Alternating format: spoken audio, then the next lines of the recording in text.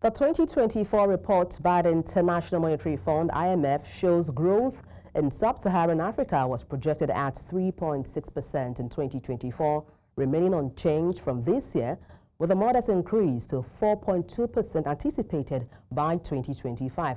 Now, while these figures show some progress, they fall short of what is needed to significantly reduce poverty levels or address the region's pressing developmental challenges.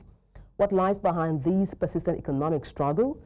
How is it that many African countries are endowed with substantial natural wealth, yet poverty continues to plague much of the continent?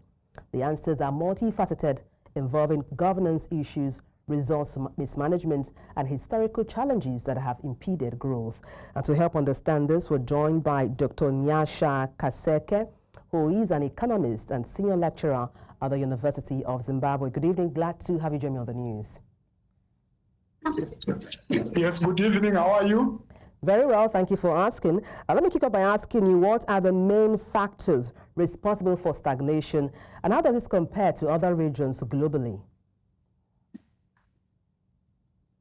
Yes, if you look in terms of sub-Saharan Africa, more specifically in terms of Southern Africa, it is more like a region which depends more on agriculture. So whatever happens in terms of climatic change, this to do with El Nino, this to do with the droughts, this to do with dry spells, negatively affect the output of each and every country in sub-Saharan Africa. Then if you also look in terms of some of the war that are actually happening, for example, the Russian war against maybe this other country that is actually fighting with, it is negatively affecting the supply of chemicals, more specifically in terms of ammonia, which is one of the major components that is used in agricultural chemicals that we produce.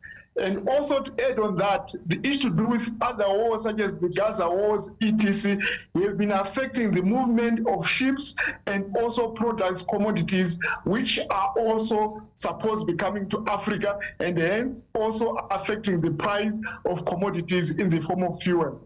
Then if you also look in terms of commodity prices, for Africa is more of an extractive industry and continent, and more specifically in sub-Saharan Africa, they also depend on the export of commodities such as gold, platinum, etc. So any negative movement in prices of those commodities will highly impact negatively on the sub-Saharan Africa. And these are some of the contributing factors why sometimes the IMF has projected a very low growth or a very small gap in terms of the growth of the sub-Saharan African region. I'm afraid that's the most we can take from you, Dr. Nyasha Kaseke, economist and senior lecturer, University of Zimbabwe. Many thanks indeed for your time on the news.